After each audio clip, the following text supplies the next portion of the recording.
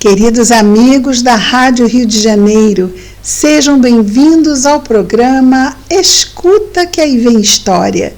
Meu nome é Cristina Brito e nós juntos aqui acompanhamos as histórias contadas pelo espírito Humberto de Campos, o irmão X, através da mediunidade de Chico Xavier. Atualmente vemos as histórias contidas no livro Pontos e Contos, publicado pela Federação Espírita Brasileira. Antes de vermos a história de hoje, vamos aos nossos avisos, começando pelo site da Rádio Rio de Janeiro, www.radioriodejaneiro.am.br. Lá nós temos acesso aos últimos programas que foram ao ar na rádio 7 dias por semana, 24 horas por dia, nos dando muito mais conforto de acompanharmos, revermos. Às vezes, queremos ouvir de novo o programa. E lá também vamos ter no site da rádio informações sobre o Clube da Fraternidade, que é uma forma de nós ajudarmos mensalmente na manutenção da nossa Rádio Rio de Janeiro, que tem uma grade tão rica de programas que nos fortalecem, que nos instruem, que nos trazem conforto ao coração já há tantos anos e junto a tantos corações. Então, fica ali, nós temos no site da rádio as informações que precisamos para nos associarmos ao Clube da Fraternidade. Também gostaríamos de divulgar o Facebook do programa Escuta, que aí vem história. Temos uma página no Facebook e toda semana nós publicamos o vídeo do programa da semana anterior, que foi ao ar pela rádio. Então, mais uma forma de estarmos acessando o programa, desta vez em vídeos lá no Facebook. Programa Escuta que aí vem história. Muito bem, vamos à nossa história de hoje, porque é uma história e tanto. É a história do médium Sérgio Mafra e do seu mentor, Ricardo. Sérgio Mafra é médium, tem vidência, psicografia, é um médium dedicado, mas ele tem um problema. E vamos ver juntos que problema é esse e o que esse problema pode ter, de repente, causado na vida do Sérgio. Vamos lá saber? História de hoje: morrer para descansar. Conta-nos então o nosso Humberto de Campos. Desenvolvera-se Sérgio Mafra nos conhecimentos do espiritismo cristão, tornara-se elemento de valor entre companheiros, colaborava atencioso sempre que chamado a serviço, mas apresentava um defeito grave. Era demasiadamente triste e pessimista e vivia em desacordo com todos os processos da experiência humana. Estimava a tarefa que lhe fora cometida. Não se negava ao concurso fraterno. Contudo, desejava morrer, abandonar o mundo para sempre e entregar-se ao descanso em convivência com as entidades amorosas do plano invisível. Ricardo, amigo de muito tempo, Ricardo, desencarnado, assistia-o do campo espiritual desveladamente. Sérgio observava-lhe a fisionomia iluminada. Então, Sérgio, médium, via o seu mentor ali iluminado, através da visão mediúnica, e recordava imediatamente a ideia de morte. Ah, meu amigo, exclamava choroso, dirigindo-se ao benfeitor, quanto desejava partir, cooperar convosco na vida mais alta. A terra asfixia o coração. Em tudo a dor, o desalento, a incompreensão. Ricardo sorria e, tomando-lhe o braço, escrevia atencioso, ou seja, se valendo da psicografia de Sérgio. Sérgio, meu caro, extingue os pensamentos de morte, ou seja, acaba com eles. Porque somente a vida persiste na eternidade.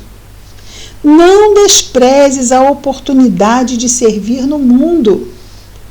Todos temos para com o planeta imensos débitos que devemos resgatar. De espírito confortado e feliz. Ninguém renasce com isenção de sérios compromissos. Teus propósitos são valiosos. És sincero nos sentimentos e confias em nós. Todavia, a ideia fixa referentemente à morte do corpo é uma obsessão perigosa que te poderá arrastar a desenganos cruéis. Atende à vida, meu filho. Não te percas em lastimar o desentendimento das criaturas. Repara, acima de tudo, a zona de serviço que elas te oferecem e dá-te ao trabalho com amor. Permaneces em aprendizado ativo. Não fujas à lição. A tristeza dos criminosos é justificável por nascer de remorsos amargos, ou seja, a tristeza dos criminosos, nascida dos remorsos, é bem-vinda, não é? Proporcionando-lhes oportunidade e retificações. Entretanto, constitui, vejamos o que ele diz, a tristeza no caso de um trabalhador do bem, sobre o trabalho que realiza, sobre a vida que tem, do bem, ele diz, entretanto, constitui uma excrescência deplorável nos serviços da fé. Ou seja, é lixo puro mantermos uma tristeza quando estamos tão bem encaminhados moralmente no mundo. E ele continua, nosso Ricardo, escrevendo pela própria mão do Sérgio, falando com ele. Semelhante angústia é um conjunto de vibrações destruidoras, ao passo que a alegria sã vem de Deus e deve comunicar-se aos seus filhos. A criação inteira está palpitante de júbilo, que é essa alegria da alma, não é? Não te entregues, portanto, ao desequilíbrio. Lembra-te de que permaneces no lugar de serviço a que o Senhor te destinou. Reflete nessa profunda realidade e continua servindo a causa do bem. Sérgio lia e relia as considerações desse teor e respondia com lágrimas. A existência humana, todavia, me assusta. Pensar na morte é a minha consolação. Nada me interessa na terra, onde o tempo demora terrivelmente a passar. Desejaria servir junto de vós, amado amigo, a fim de descansar o coração e alcançar a paz. E olhem, meus amigos, não é que tem gente assim mesmo ainda no mundo? Não é à toa que o nosso Humberto de Campos nos traz essa história. Não é. Precisamos estar muito vigilantes. Continua o nosso Humberto de Campos. Ricardo esboçava expressivo gesto e respondia com firmeza. acreditarias porventura que possamos viver aqui é lá no mundo espiritual, né? Sem atividades trabalhosas? Nossos trabalhos são enormes e nossas responsabilidades absorventes. O esforço que nos compete é bastante diferente das tarefas conferidas aos nossos irmãos encarnados.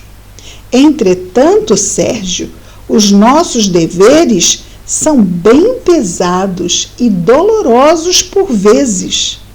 Não vivemos em paisagem aérea, exonerados, ou seja, livres de obrigações difíceis.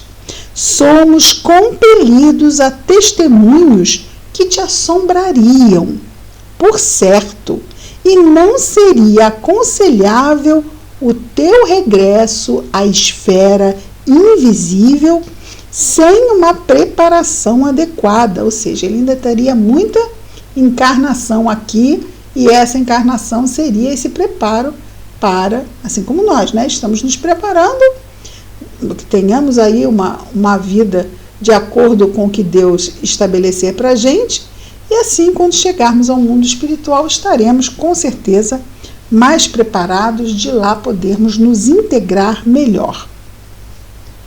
E o nosso Ricardo continua aqui falando com o Sérgio dos testemunhos, não é? Que era melhor ele não vir antes de se preparar. Zela os teus interesses eternos, não te precipites, aproveita o tempo construindo com a verdade e o bem. Se precisamos efetivamente do fruto, não será razoável destruir a flor. Olha que linda comparação, não é? A existência carnal te oferece belos períodos de repouso e observação. Vale-te dos tesouros de agora, não te descuides. Observação, repouso, clamava Sérgio. Não tenho oportunidades para estudos eficientes e muito menos para o descanso. A permanência na terra é castigo severíssimo, amargo degredo. Degredo é quando a pessoa é expulsa de uma terra para outra terra. Amargo degredo espiritual. Não me conformo com a paisagem escura do mundo. Ou seja, Sérgio é um rebelde. Rebelde sem causa, como a gente fala dos jovens, né? E continua aqui o nosso Humberto de Campos contando. E o companheiro, embora em esforço normal, no caso Sérgio, sem qualquer ato indigno de fé, abraçara ardoroso, que ele abraçara, né, essas tarefas que ele abraçara, continuava chorando e lastimando o presente através de queixas veladas e amarguras indefiníveis. Ou seja, bem que o nosso Ricardo estava lá tentando fazer com que Sérgio abrisse mão daquele estado mental tão perigoso de querer desencarnar. E continua. Era sem dúvida assíduo cooperador dos trabalhos espirituais, o Sérgio. Não se furtava ao testemunho sério, mas continuava sempre viva aquela luta de argumentação entre ele e Ricardo. Este, Ricardo, erguia-lhe a mente para as elevadas concepções da vida eterna. No entanto, aquele, que é o Sérgio, somente idealizava a morte repousante. E no curso do tempo, face à lei que determina a realização conforme o ideal, olha o que ele está nos dizendo. Cuidado com o que pedes, porque vais conseguir. A gente realmente, não é, atrai com o pensamento, né? O pensamento tem uma força incrível. Então, nós devemos ter muita atenção sobre o que estamos pensando. Sérgio só pensava na morte e o que ele atraiu para si. Nós vamos perceber como é que a coisa se deu. E no curso do tempo, face à lei que determina a realização conforme o ideal, ou seja, conforme o que se pensou, Sérgio Mafra desencarnou de uma gripe sem importância. O ardente desejo de morrer para descansar impediu-lhe o controle eficiente da máquina orgânica. E quando todos os amigos encarnados lhe aguardavam esperançosos o restabelecimento físico, da gripe, eis que Mafra lhes impôs a incompreensível surpresa. Imaginemos, mas ele estava gripado, morreu de quê? Morreu de gripe? Mas eles tinham algum problema de imunidade? A gente fica imaginando como as pessoas devem ter ficado perplexas. Pegou uma gripe, mas só que ele estava o quê? Com a ideia fixa de morrer. Então, como nós é que controlamos, o nosso orgânico, mesmo que não nos demos conta disto, quando ele pegou a gripe, se entregou e deixou com que os agentes que estavam atacando o seu organismo deteriorassem a ponto de levá-lo à desencarnação. Olha que situação gravíssima. Podem perguntar, então foi um suicídio indireto? Que outro nome teria? Continua o nosso Humberto. Claro que aqui é uma história para ilustrar uma ideia. São histórias, não é? São casos que ele traz. Esperou o Ricardo pacientemente. Então, o Ricardo entrou, ficou esperando chegar o desencarnado, que havia sido seu pupilo. Esperou o Ricardo pacientemente. Abraçou no limiar da vida nova, ou seja, ali, retirada quando ele saiu do corpo, como quem não encontrava outro remédio senão a conformação. Quer dizer, o amigo espiritual não podia fazer nada. Desencarnou. Boa sorte, meu amigo. Planejaste a morte e abandonaste o corpo. Sim, sim, replicou Sérgio de olhos brilhantes. Sempre desejei colaborar ao vosso lado. Então, disse, atenção agora para qual vai ser a atitude do Ricardo. Então sigamos ao serviço, não temos tempo a perder, acrescentou o benfeitor amável e bem-humorado. E aplicando-lhe forças magnéticas para que Mafra não se deixasse dominar por sensações de sono, estava o quê? Carregado daquelas energias físicas. Deveria estar encarnado.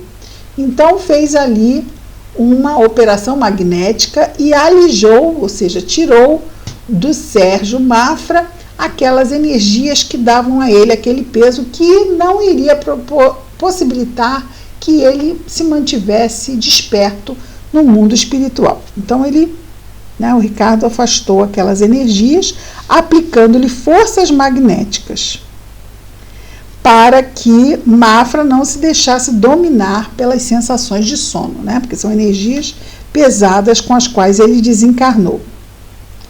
Fez-se acompanhar por ele deliberadamente ao seu campo de serviços complexos. Então, foi para o serviço o Ricardo Mafra e levou a reboque o nosso pobre Sérgio, o Ricardo Mafra. Que Ricardo Mafra? O Ricardo, amigo espiritual, levou a reboque o Sérgio Mafra. Mafra era o Sérgio, não o Ricardo.